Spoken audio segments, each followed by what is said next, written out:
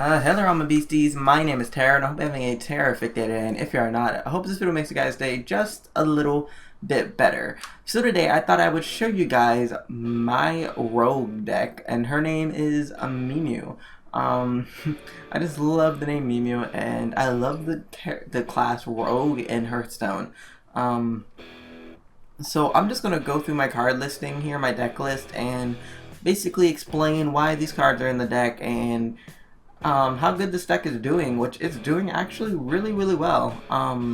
So first we have two backstabs. I think backstab is kind of a staple in every single rogue deck. It's kind of needed. It's a zero cost mana card, and when you partner it with spell damage cards, it can go up to like 3, 4, maybe even 5 damage to undamaged minions. So it's a really needed card, and you can use combo cards with it and everything like that. Deadly Poison gives your weapon +2 attack. Deadly Poison, in general, I mainly use it to either clear a mob off the board, activate a weapon, throw in Deadly Poison, clear a mob off the board, or maybe if my weapon's already activated, I just throw it onto my weapon so I can combo it with another card to activate the combo effects. Argent Wire, actually, the whole reason why I have Argent Wire in my deck is so I can have a first turn card if I am the person going first.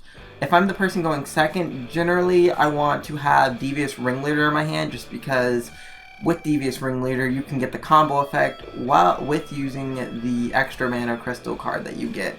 So Argent Wire is mainly just there as a first turn drop. Or you can also use Argent Wire as a combo activator, which that also works out really well. Eviscerate is also another staple in rogue decks, like Backstab is. It does 2 damage with the regular attack and deal 4 damage instead when you combo it. So add on some more spell damage cards, and Eviscerate becomes a really deadly mob cleanup. I normally never use Eviscerate on the enemy hero. I normally always use it on clearing up any mobs that might block my way.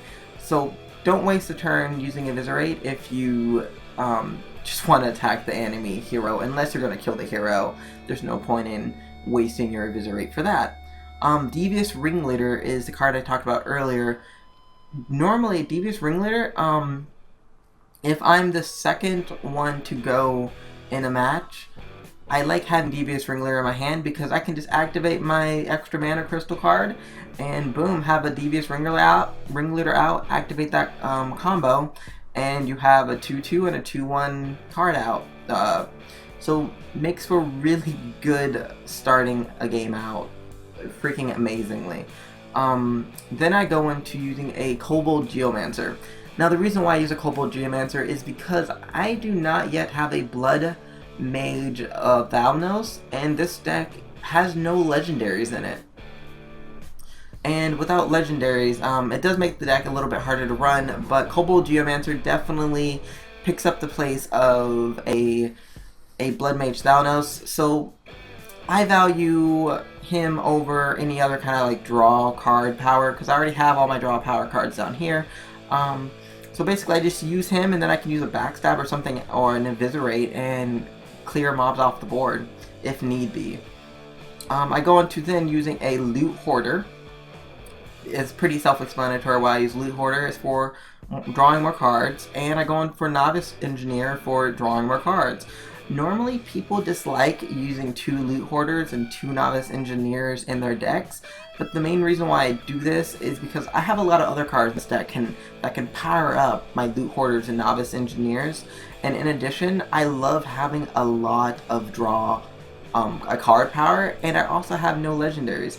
If I had maybe like a Nat Peggle in this deck, I could get away with getting rid of you know, maybe a Novice Engineer and maybe a Loot Hoarder or something like that for the Nat Peggle, but I don't have those cards because this is a no legendary card deck. I then go into using a Harvest Golem. Harvest Golem in my opinion, it is one of the better neutral cards in the game. It kind of works well in every single deck that you can really run. It's just a good card in general, and I just use it because it's a good card. You can buff it up with some other cards I have in this deck, and it works out amazingly. Shattered Sun Cleric is also one of those really good neutral cards, and it on Battlecry it gives a friendly minion +1/+1.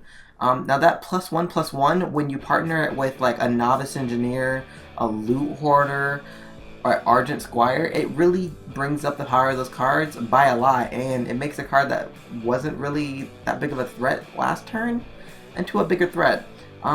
What generally happens is people like to ignore my Argent Wire in games because they don't want to really waste their attacks on getting rid of a Divine Shield. They want me to attack their cards to get rid of my Divine Shield, and that allows me to later on buff up my Argent Wire to be a bit stronger than they wanted it to be. Then I go in for a S17 Agent, or S17 Agent, whatever you want to call them. Combo deal 2 damage. That deal 2 damage does a lot for mob cleanup. I normally never use the deal 2 damage on a hero. I always use it on minions that the enemy has out.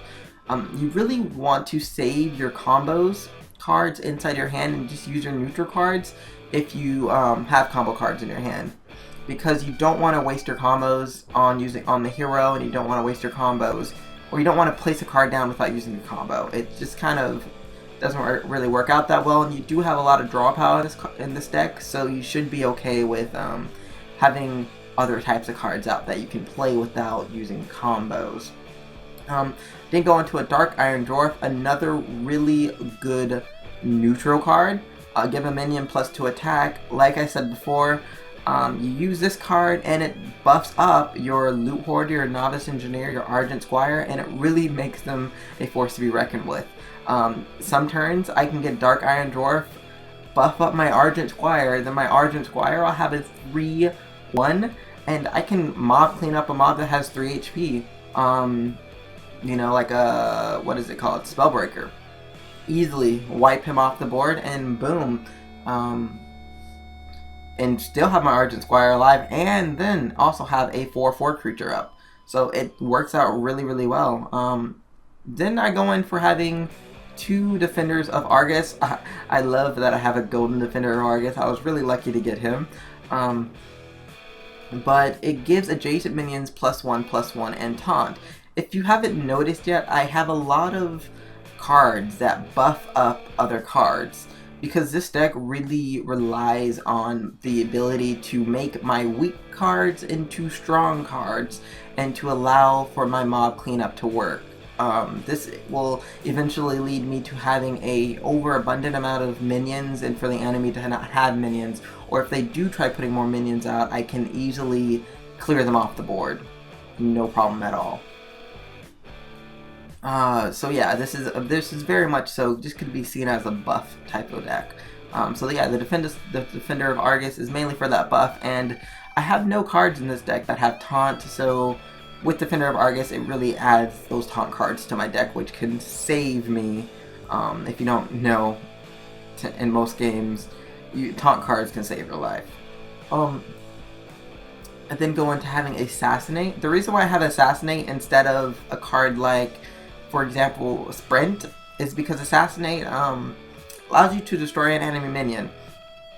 In general, Assassinate I only use toward the late game, because with rogues normally win early game, and if you make it to late game, you're kind of screwed, because the enemy, if you're facing someone like a druid, they're putting up stuff like Ironbark Protectors, and Ironbark Protectors have like 8/8, and you don't have that power to really clean them off the board that efficiently. So with an Assassinate, you can just wipe them right off the board and keep your momentum up, keep on attacking the boss, keep on trying to take down the other enemy hero. And I find this to work better than Sprint does, because with this deck you have enough draw power, you shouldn't need to have a Sprint. So Assassinate just works out a lot better. Adder Drake, another draw card, and Adder Drake in general is just an amazing card to have in a rogue deck because of that spell damage +1. Argent Drake is a good card to have in most decks, so if you don't have Argent Drake, you should get him. Argent Drake works out amazing when you add Backstab, Eviscerate, you know, all those other cards to take down the enemy opponent. And yeah, he's just a good overall card. And last but not least, I have 2 Argent Commanders. Argent Commanders have a charge and a Divine Shield, and the main way I use Argent Commander is as a in-game winner, or to just clear a mob off the board. If a mob has, like, per se, Taunt, I'll sometimes summon an Argent Commander and just smack my Argent Commander against that Taunt mob and kill it. Or I will, if the enemy has minions on the board, I sometimes even bypass those minions to attack the hero, so then they have to focus down my Argent Commander or be forced to take more damage. Argent Commander is a really good card, and if you do have a Leroy Jenkins, I would substitute Leroy Jenkins for an Argent Commander, or substitute some other cards in this deck for Argent Commander, or Argent Drake, or any of these other cards. For example, this deck just has no legendaries, so I really work without having legendaries in this deck. So yeah, I hope you guys really like this deck list. I made this deck list all by myself. You probably will see other similar deck lists to this deck list, because it's not really a super unique one. I use a lot of really good neutral cards that a lot of other people do use, but I do add my own flair to the deck. Most people don't use 2 Novice Engineers or 2 Loot Hoarders. Most people, instead of using Assassinate, they'll actually use Sprint or something like that. And yeah, so this deck has a lot of its own merits that really make it work really well above other deck lists. I do fairly successful with this deck, so I hope you guys can be pretty successful too. I can't really give you guys a win ratio because I haven't really played many decks, but what I can say is currently I'm on rank 13 with this deck, and I haven't really lost many games coming up to rank 13. But most of my way to rank 13, I've been using a Shaman deck, which I'll probably make a deck list thing for that one later. So yeah, I hope this video made you guys' day just a little bit better, and I will talk to you all in the next video. Bye. Okay, since last time you wanted to do an intro, you should do the intro now. Try it. Oh, I was just joking. No, you do the intro, come on. Alright. No peer pressure. Do I start? Yeah, start. Oh. Hello, all of Terra's Beasties. My name is Godtried, and today I'm doing the intro for Terra Gaia? Yeah, sure. Gaia? Okay.